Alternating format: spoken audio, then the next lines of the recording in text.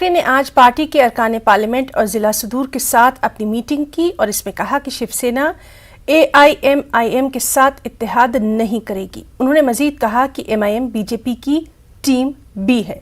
इसकी जानकारी संजय रावत ने दी।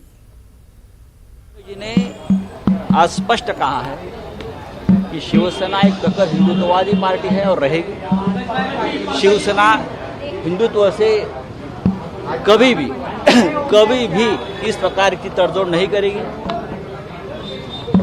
शिवसेना ने हमेशा हिंदुत्व का विचार बाला साहब ठाकरे जी का स्वीकार किया है और उस विचार को शिवसेना आगे लेकर जाएगी।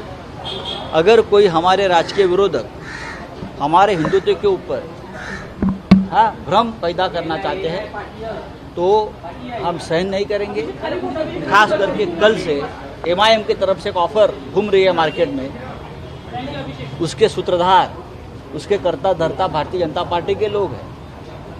MIM से ना कभी हमारा अलायंस होगा, गठबंधन होगा और ना करेंगे। और आप ही लोग हैं बीजेपी के, हमने उत्तर प्रदेश में देखा है, बंगाल में देखा है। MIM के साथ छुपा अलायंस, गुप्त अलायंस करने वाले आप लोग हैं। कांग्रेस लीडर तारिक अनवर ने न्यूज़ 18 उर्दू से खास बातचीत की।